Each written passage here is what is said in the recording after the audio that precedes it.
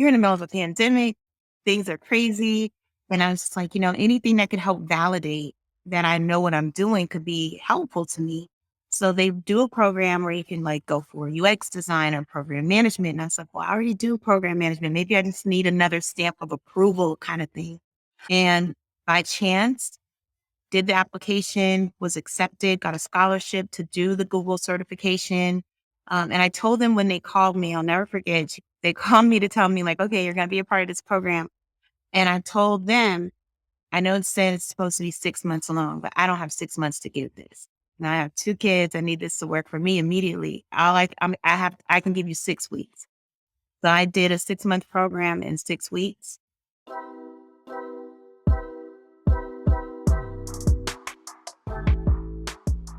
All right, what's up, everybody? You know what it is. It's the Custom Journeys podcast. I'm Andrew Baines. If you haven't yet, please subscribe to us on YouTube. Also, follow us online at Custom Journeys. I'm really excited about today's episode. Today, we're interviewing the DE&I Program Manager at Moms Project, Kenefra Carter. She has a very unique story about how she got into tech at Moms Project. So really excited to talk to her and learn about her journey through tech. Kenefra, I got your name right this go around. How you doing this morning? I'm good. Thank you for having me. How are you this morning? I'm doing good, doing real good. Yeah, I'm excited about this talk and all the value it'll add to people. So thanks for joining me this morning again. So as I mentioned, you're the DEI Program Manager for Moms Project. Let's start off by first having you explain a little bit about Moms Project. What is Moms Project for people who aren't familiar with it? The Mom Project is a company that is really about disrupting the space of corporate America for moms, right? Just creating access for moms, ensuring that companies understand that we're still valuable after we give birth, right? So many women, about 40% of women who have children will drop out of the workforce. And we also know that the pandemic did like a real doozy on women in the workforce, especially women of color. We lost maybe 2.5 million women in the workforce, and I think it may be even a higher number than that. They're calling it the Great She Session because so many women left the workforce. And it's really imperative that there's space created for moms, that moms have the ability to not have to choose between family and career. And that's what the Mom Project helps to drive. That's awesome. I know that's a really big thing. I can even I'm thinking about my wife in particular, and like she had our second son, no Xavier, about a year and a Yeah. half ago, and it was like really a tough decision about her deciding if she was going to go back to work or not, and if she wanted to take on all that the stress and the stuff that comes along with working, along with being a new mom. So I'm glad that you guys are in this space and filling the void. What are some of the things you guys do? Are you guys like a staffing agency or like an upskilling agency, or how does that kind of work?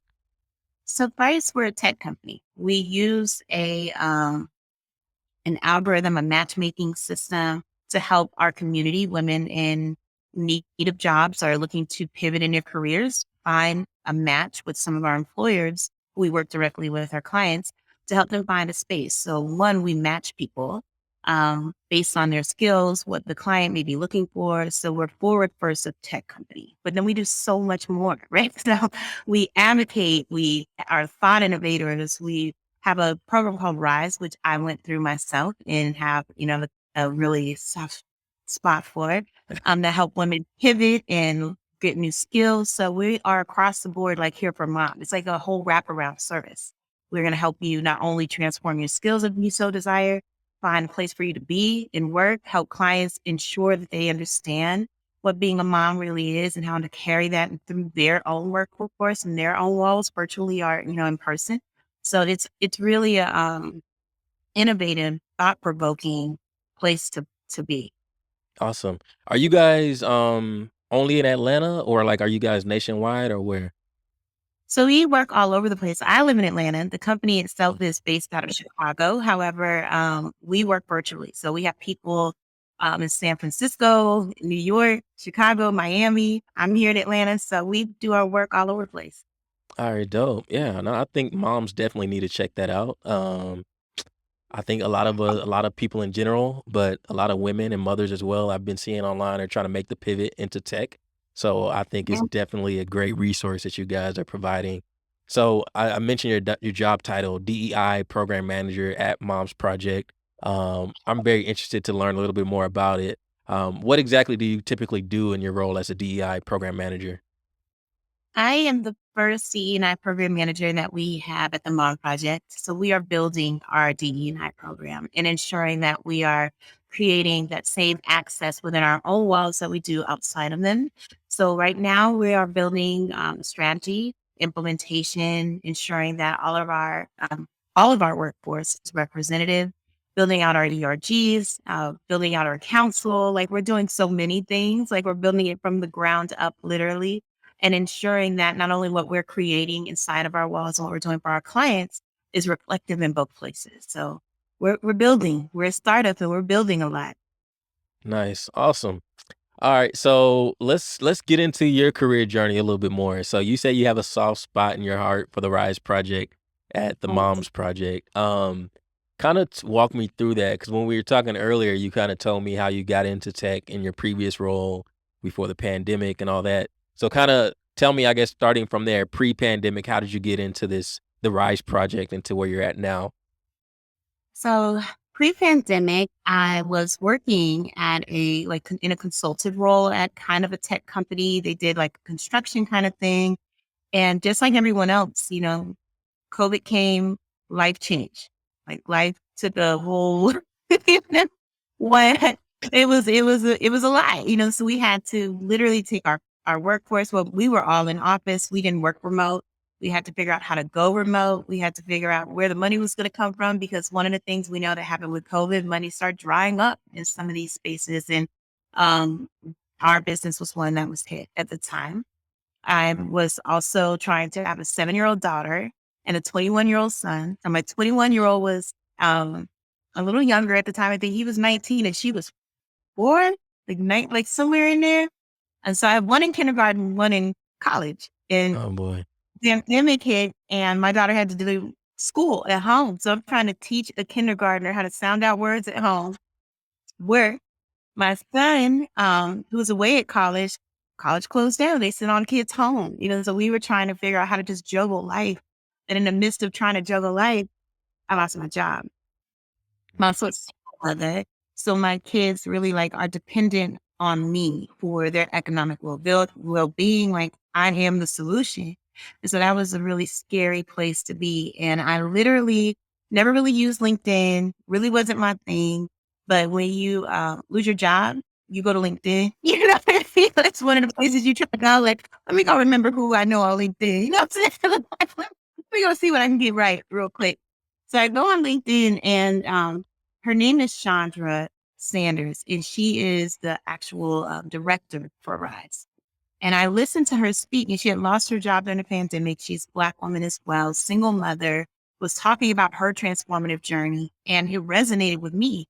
And at the time, even though I had all these skills and things that I knew I could translate into getting another job, is you're in the middle of a pandemic, things are crazy. And I was just like, anything that could help validate that I know what I'm doing could be helpful to me. So they do a program where you can go for UX design or program management. And I was like, well, I already do program management. Maybe I just need another stamp of approval kind of thing. And by chance, did the application, was accepted, got a scholarship to do the Google certification.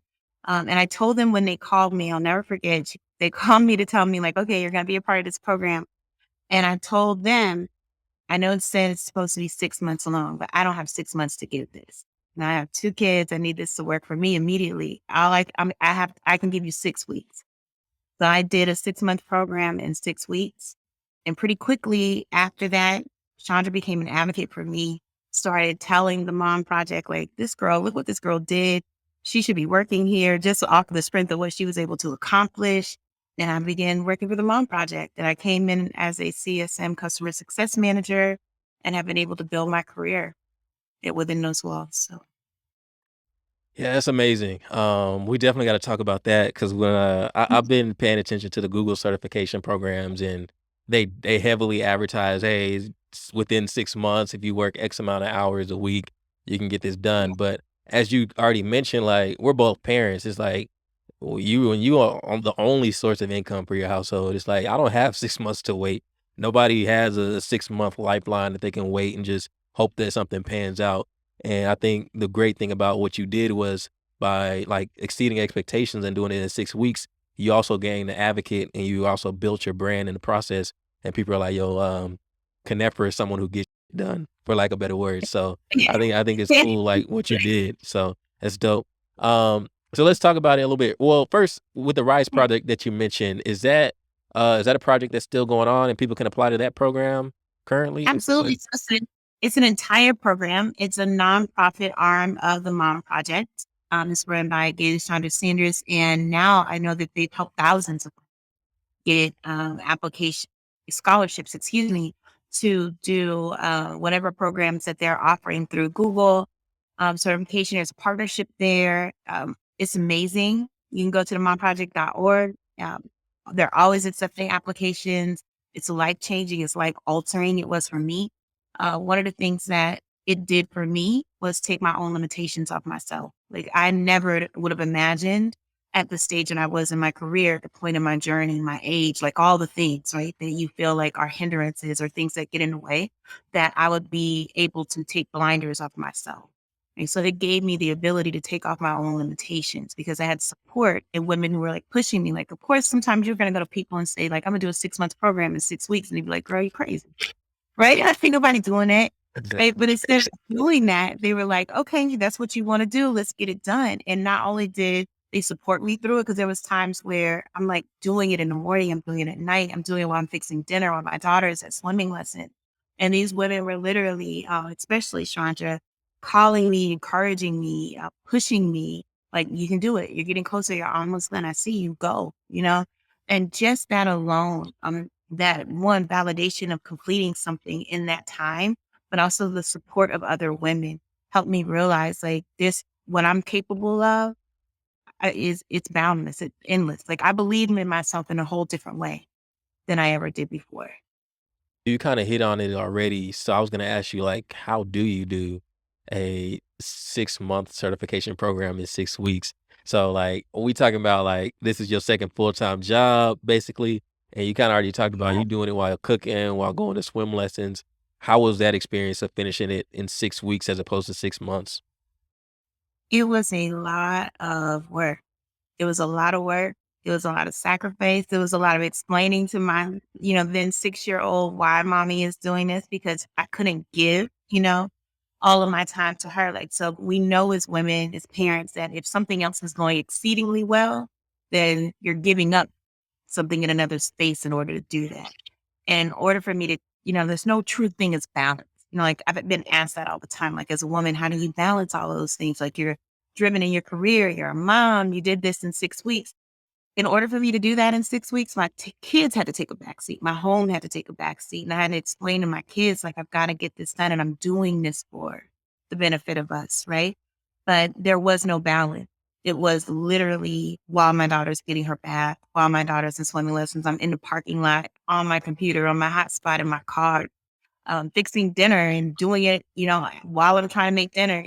So it was really going to bed late. I remember staying up 2 o'clock in the morning, having to get up and have her ready to go by like 7:30 for school because it meant that much to me.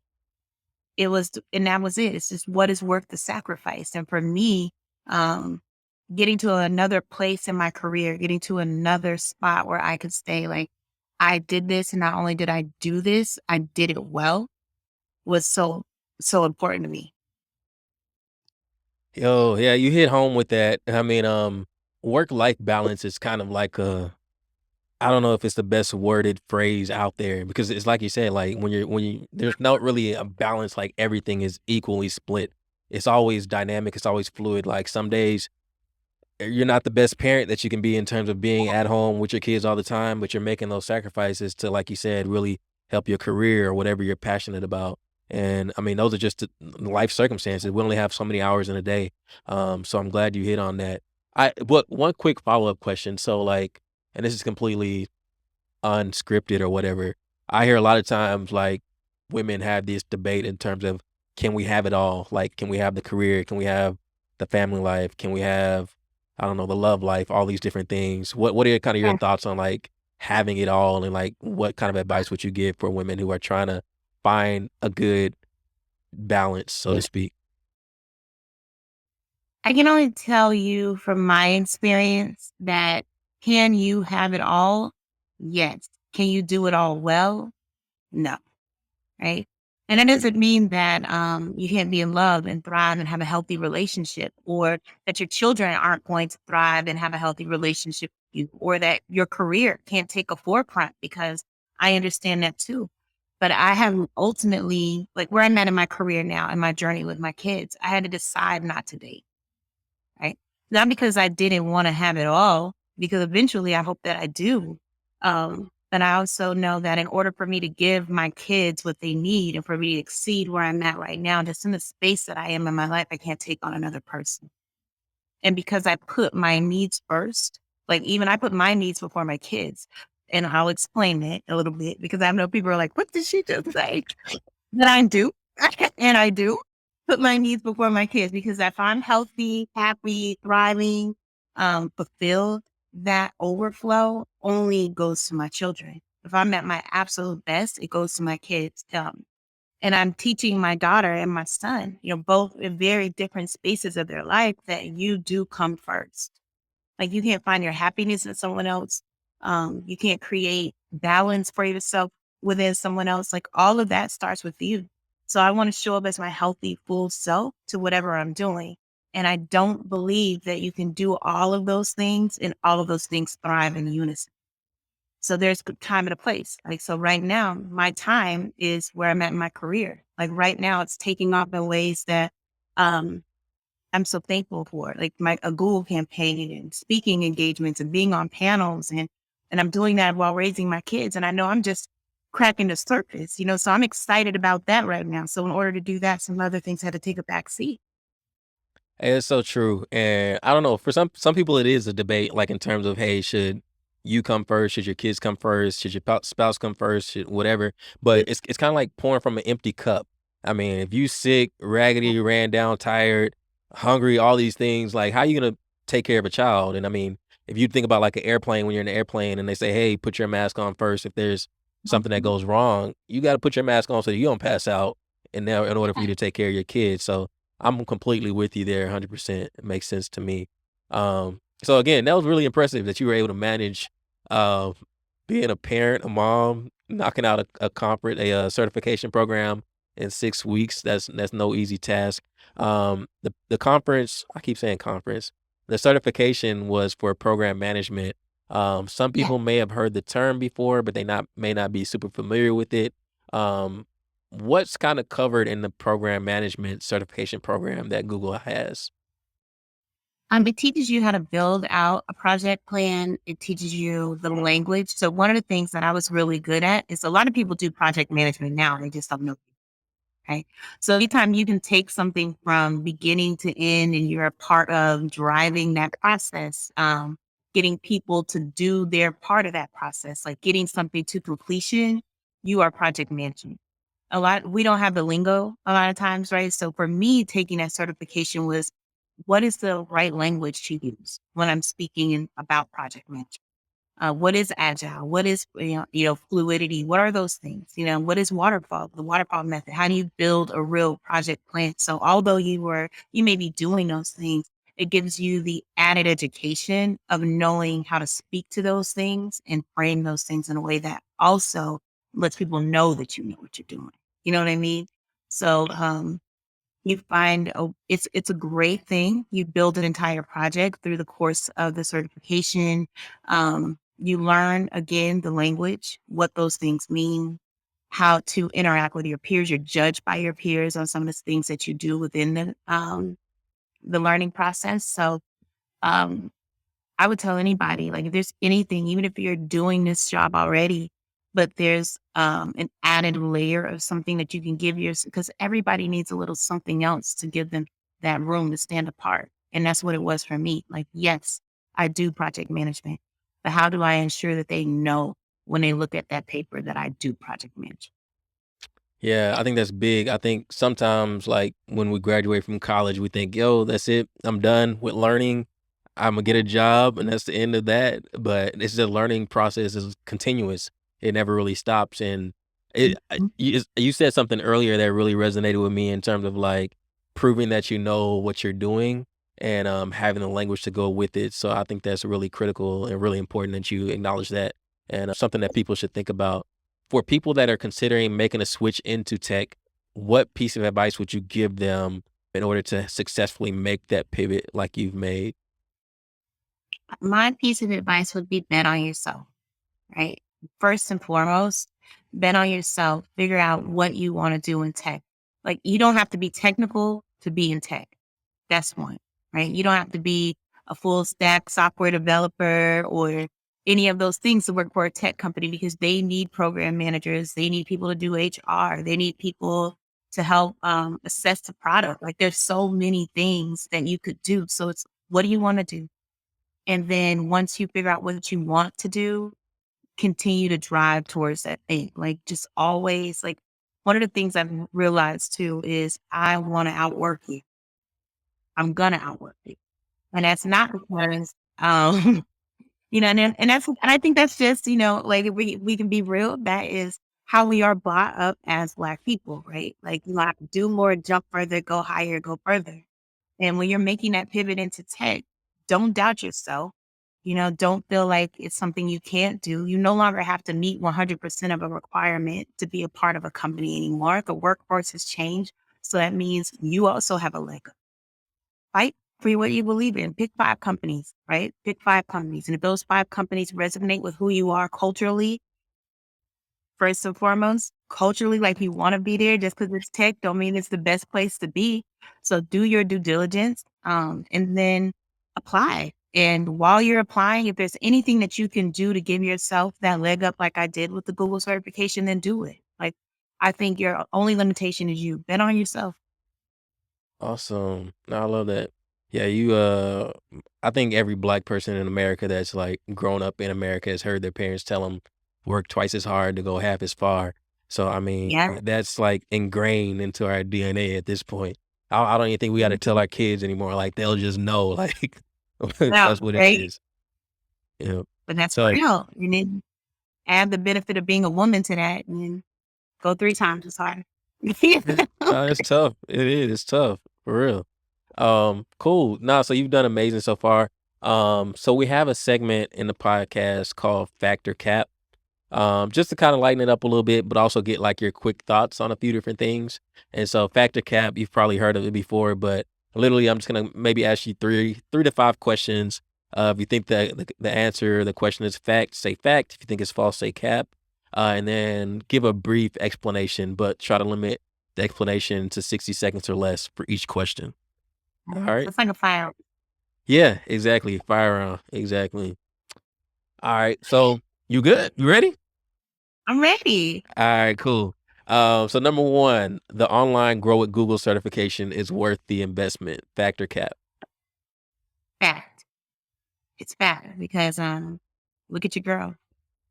I leveled up in every way. There you go. Hey, I like that. No, I love that answer. That's dope. I like it. All right. So the next one. Oh, I can't say that. You've already done that one. Um, I'll just say it. You already done it. You can complete a Google certification in less than 6 months. Factor cap. Fact, but you gonna work for that. But it's gonna be some work. But Gotcha. yes, you just How many, if you had to put a number on it, how many hours a week do you think you'd have to work, like per week to get it done in like, let's not say 6 weeks now, because that's gonna hurt somebody at home that's trying to do it. Maybe let's say do it in 3 months. How many hours a week do you think it would take? I'd say 10 to 12. 10 to 12. 10 to All right, 12. cool.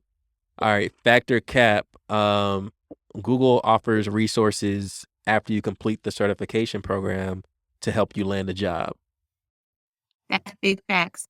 Not only do they provide the resources, but if you do it through a RISE program with the Mom Project, you'll have an abundance of resources. There's resume, critiquing and writing. Like, there's so many things. So if you're gonna do it, I would say go to RISE and do it. Momproject.org, shameless plug, but for real. Hey, that's what's up. Hey, I like it. I like it. All right, so I got two more for you. Where'd you go to college at? Georgia State, but I did not complete it. I got pregnant in college. I did Oh, not. okay. Hey, dang, I should have done some more research on you. That just makes the story even more interesting.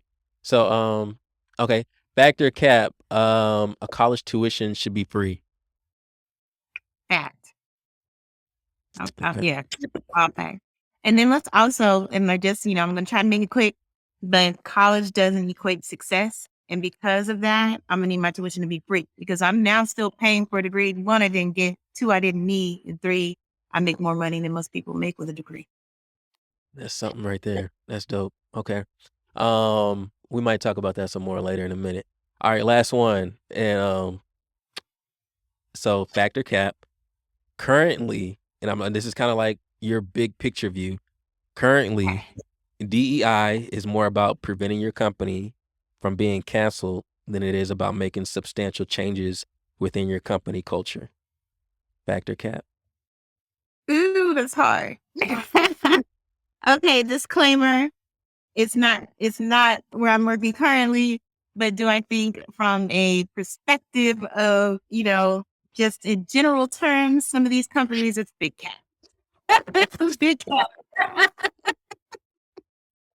Oh man, no, it's all right. No, I believe, with somebody like you at Mom Project, I know you guys are really trying to make a strong effort, but we were talking earlier about like some companies in banking and other stuff that are like have discriminatory practices in terms of like providing loans to customers of color, yet they'll make like a diversity statement, so things like that. So it's unfortunate, but I mean, we're at a good starting point though. I will say that like 5, 10 years ago, I don't even remember hearing the letters DEI. So I think we're on our way to making progress. We just got to make sure that like companies that are employing these people of color in these DEI roles are actually putting substance behind it. So I'm excited to see what the future could hold. I'll say that. Yeah, and I'm gonna say this, DE&I doesn't belong to one person. So although, and this is where I think it's really imperative as people of color, as women, LGBTQI plus, like whatever it is that you represent that's marginalized, then you show up and you use your voice always, right? So although my role is DE&I, before I had that role, I always showed up as a Black woman. I always spoke out about the differences, the equality that was needed. Like it wasn't by happenstance that my voice behaved strong in this area because I think no matter how you show up authentically as who you are and always make them lean in to who you are. So I could be in a room where I was the only person of color and I was many times. But if you start speaking about, oh, how do we make a difference in this particular community? Well, I can tell you how you can make a difference with Black work. You know what I mean? Like I always shown up and I believe in like shaking the room via the story. And sometimes it gets you places and sometimes it doesn't. But for me, it's just like if I can speak my truth and I make a way for people who don't look like me and I can use my voice. If you don't like it because I use my voice, this ain't the right place for me anyway. And I'd rather know that up front because that means culturally we're not aligned. But I say to everybody that has a voice that's marginalized, that's in a community that needs representation, you don't have to be in DE and I to do the work. Yeah, that's big. I like that. I really like that a lot. And to your comment there about like the culture, like I ain't gonna lie, like I prefer like just overt blatant racism. Like just call me the N word so I can know. Don't have me in your company working and like behind the scenes, like doing this passive aggressive microaggression stuff. Like just be I'll do upfront with the it. Yeah, you go your way, I'll go my way. But yeah, but those are the companies you gotta watch out for. Is like the ones that put on a good front and smile, but behind the scenes, the culture is really toxic and not diverse at all, or not having an effort or legitimate effort behind increasing diversity. So yeah, we could talk about this all day. So I was excited about you. My co-host Eliseo, he missed out with this one, so he's gonna be kicking himself. But because he's real big into like philosophical talk and thinking about like diversity and stuff. But cool. That concludes Factor Cap. Great job, Kenefra. So now we're gonna move into like the professional development slash personal development section. So here I'm gonna ask you about salary, any kind of advice for like interviews and landing a job, things of that nature. All right. Okay. So, let's kick it off with the money talk. So, one of the reasons why I really like to encourage people from Black and Latino communities to pursue STEM careers, specifically tech, is because of number one, you get to create really cool things and solve problems that you're interested and passionate about. But then number two, you get financially rewarded pretty well for these the problems you're solving. So for somebody that's looking to be um I'm trying to see because you were a customer success manager and a diversity, equity, inclusion manager. For somebody that's looking to pivot into tech, from your experience, what kind of salary could they expect to make? And it can be a range or anything. I'll give you a range. I would say 70 on the low end, and that's like on the low end, um, and upwards of 100,000 or more, based on what you bring to the table. But what I'm going to say while we're speaking about money, always advocate for yourself.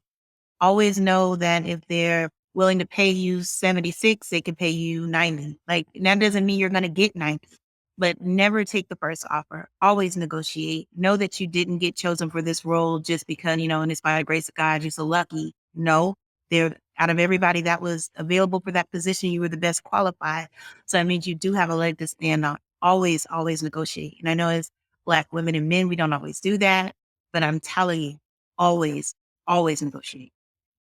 Talk that talk. I like it. Yeah, a lot of times we just feel like we're grateful to be in the room, but I mean, we're in the room for a reason.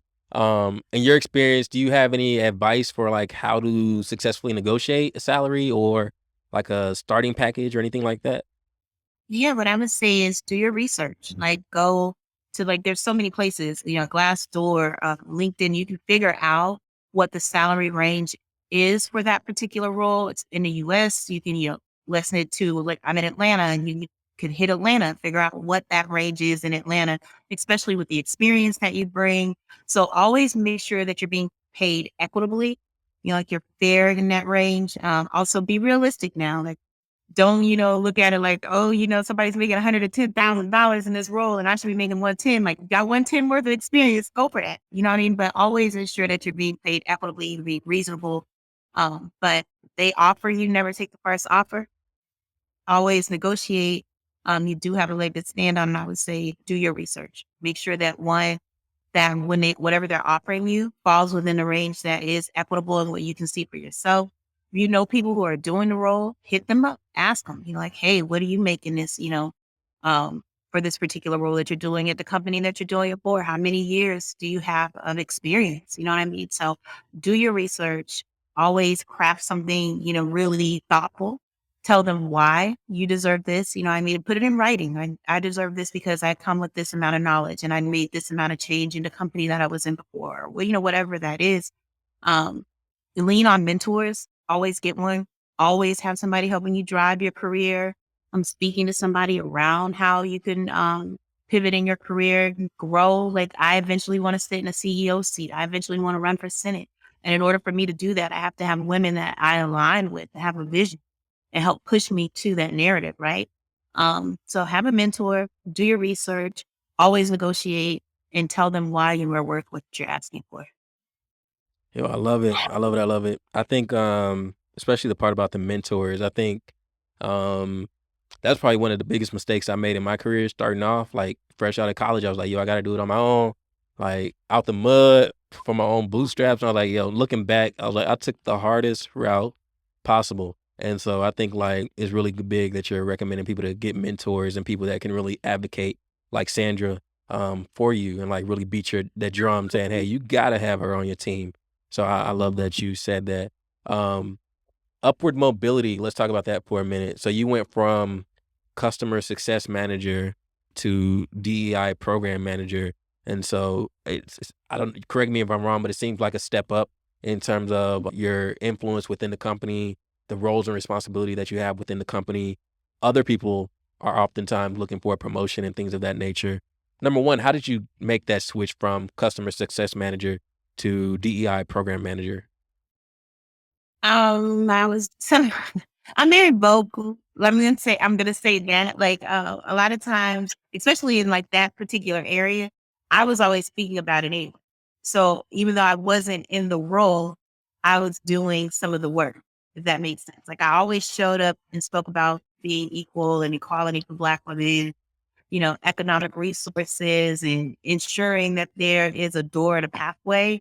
I always showed up and spoke about my own journey, right? And that I don't fit the traditional mold of what somebody would think someone in this world should look like and why skills versus certain things, you know what I mean? So I always was very vocal around that. Because I was vocal and I did some of that work and I was passionate about it, I was given the opportunity to then transition into this role. I know a lot of people are like, don't do the work before you get the job. You know what I mean? Like you don't, because I mean, I don't always work out, but in the end, it's like, where do you want to go? What do you want to do?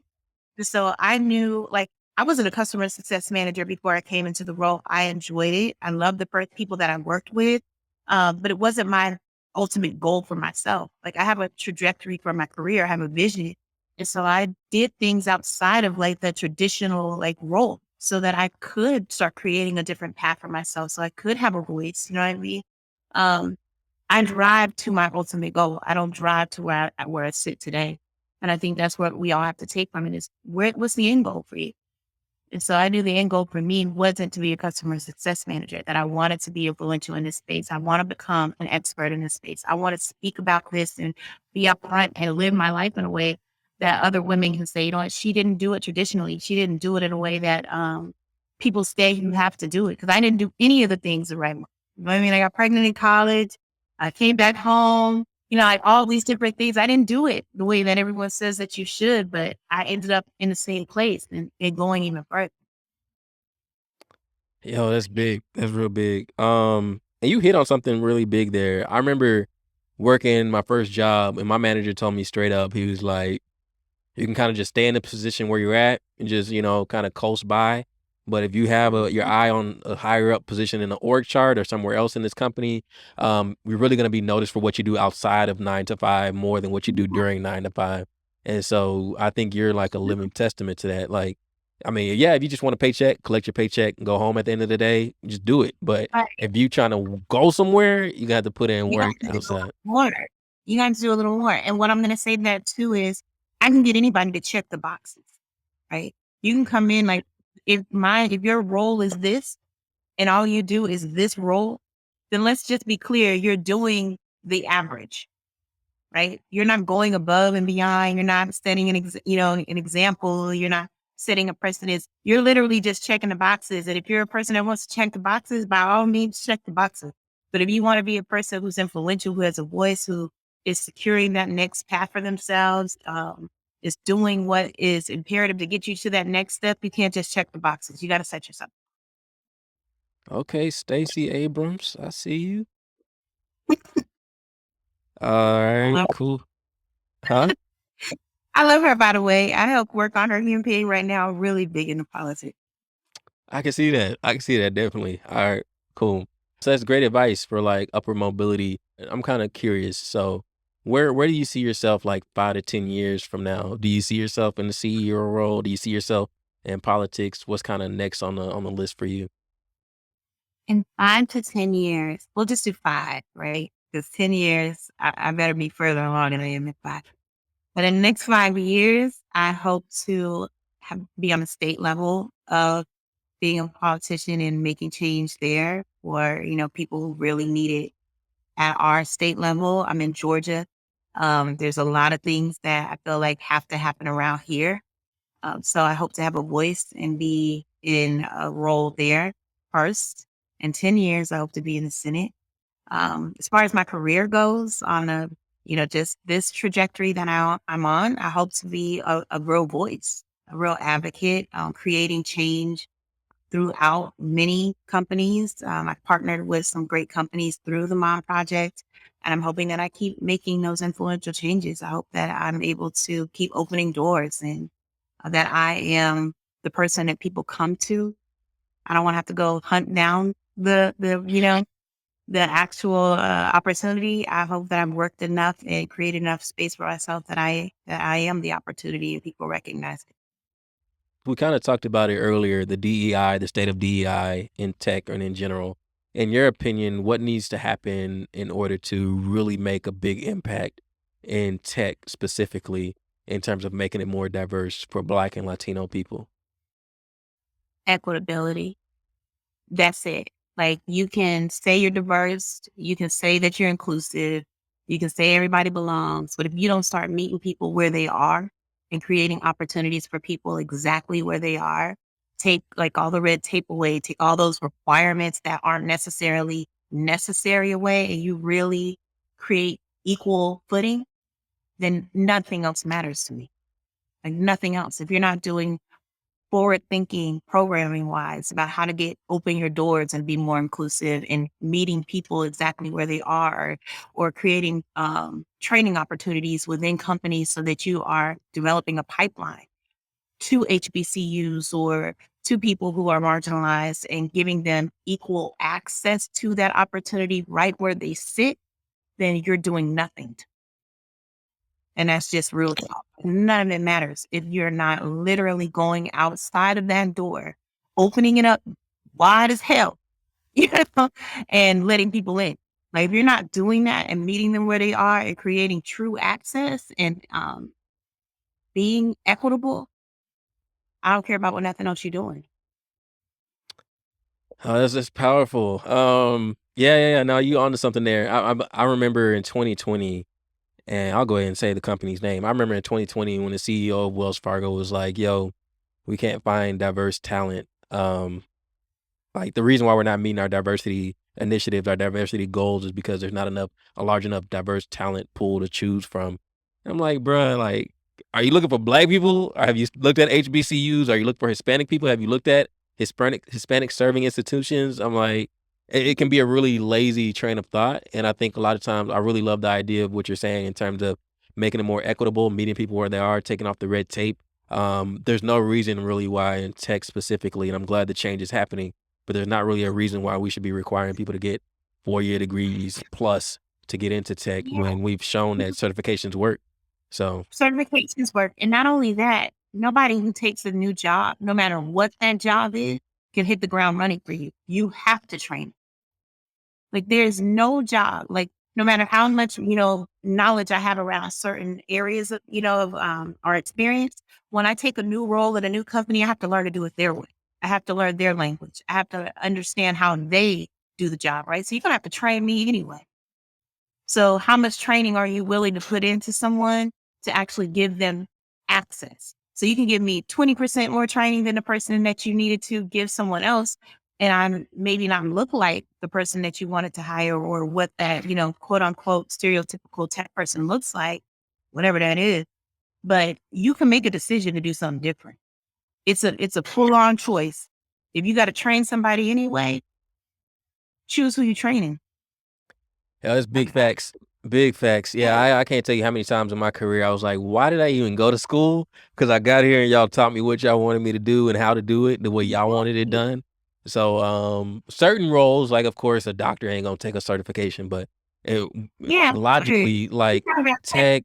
tech. Yeah. But I mean, logically, like, it's so many opportunities for people to just train them in house and like save money. And I would Yeah. assume, I don't know if it's true, but I would assume that they may even have a better shot at like retaining this talent because I mean, it's like, yo, you groomed me, you invested in me from the bottom when I didn't have nothing. You took a My shot. investment, yeah, and then my investment is different. And then I'll tell my peers about this investment, because most of our networks look like just like us, right? Yeah, So if I'm looking inside my own network, if I do rent mine you and bring you into my building, then you're gonna tell your homeboy, like, I like Workplace Company. They did X, Y, and Z for me. And that's another person of color that you open the door for. Like, you have to do more than talk about it. What are you actually doing that makes people A, want to be at your company, B, want to stay at your company, and C, invite other people along? yep, facts. Hey, so I didn't know this beforehand before talking to you today, but you said earlier that you went to Georgia State University and you got pregnant in college, had to drop out. I'm be honest with you, like coming from the black community, like Baptist household, that's like the biggest fear going into college. For me, it was like, oh my God, I'm get to college, get some girl pregnant, have to go back home. That's I know, I know. Bro, I was like, "Oh, Lord." I was like, "Oh, Jesus, please don't let it happen, Lord." But no, so that's really, really, like, I would imagine that's, like, very, very stressful and scary. So, like, what was your, like, thought process after that, and like how'd you bounce back mentally? 'Cause I mean, children are a blessing, but at the same time, like it's a financial burden that comes along with it. So like, I was how did you young. kind of bounce back from that? I'm gonna be completely honest. My support system is stellar. Like Okay. my mother, my father, A1. You know, like A1. I would be lying to you if I told you that I thought about like the financial burden of having a child at that time. I was young, I was a little naive. I was, of course, scared to have to go tell my parents. My father is a preacher. You know what I mean? I Hey. grew up, you know, going every Sunday, Wednesday, Friday, you know, like, so I was mortified, mortified. But my support system is legitimately A1. My father stepped right in. My mother stepped right in. I even had the opportunity, if I needed to go back and complete college, and they would have watched my son and done all the things, and they afforded opportunities to me that I probably would not have had. I do have some privilege I recognize now as an adult that I didn't recognize then, that peers of mine who had gotten in that same situation would not have had. My father is amazing. He is a city manager, IT guy, did um, engineering himself with software. My dad also was an air traffic controller. Like, so for me, there was that I'm gonna not lie to you and tell you that I thought there was some limitations on myself, like circumstances, life happens, right? And there's life limitations that happen. But I had a real life example of somebody legitimately getting it out the mud. My dad grew up extremely poor, made a choice to go into the Air Force, had me when he was 17 years old. So made a choice to do something different, and now my dad runs an entire city. My dad has, he's amazing. So I have my own, you know, mentor right within my own walls of, yes, I was scared. Yes, it was crazy, but I also had parents who were teenage parents who um, got their degrees after me and my sister were born. My dad actually has his master's as well, and he did that while I was pregnant with my son when I was younger, and he did it for my son. He didn't need it anymore, you know, in his where he had gotten into his career, but he was like, I need him to see me complete this, you know. I have an A1, you know, support system. So I'm not going to give any advice, you know what I mean, around like how can you navigate that, to get pregnant, and you know, because my circumstances were certainly different. My privilege was certainly different, and my father and my mother worked extremely hard for me and my sister to have that privilege. So it was a challenge. Yes, was a restriction, not for me. Okay, gotcha. No, that's powerful, and I think that's really important. Um, Regardless of what circumstance you come from, to have like a strong support system. I'm glad you did have that, and you're able to kind of still progress your life and your career forward. I think that's really, really fortunate for you. Yeah, I can relate to you on the dad being a preacher thing. Like I remember like boy, he would make me and my brother sit in the front row with him when it was time to go do communion. We'd be in every church play, every musical, all that joint. So it Y'all was got like, like speaking of engagement somewhere else, you got to travel to another church, right? My dad would be like, "Wait, sit back there with your baseball, but you know." I know. It Oh, was bro. real. I remember getting my Tupac thrown away in the garbage because I'm supposed to have it in the house. Yeah, nah, I remember, I ain't gonna go too deep. I remember like the Snoop Dogg music video where like he turned into a dog and that came on the TV and they saw us watching like, boy, you don't turn that demonic stuff off. But yeah, it Right? was just, My it was, house. yeah, exactly. Everything, right? So nah, I can relate to you there. It's bringing back memories. But cool. No, I just got a couple questions for you real quick before we close it out. Going back to the certifications, bringing everything full circle. So tech is starting to really adopt online certifications as kind of like a norm. If you had to give your best pitch to somebody for why they should complete online certification, what would you say to them? So you can get more money. No, real talk is all I got.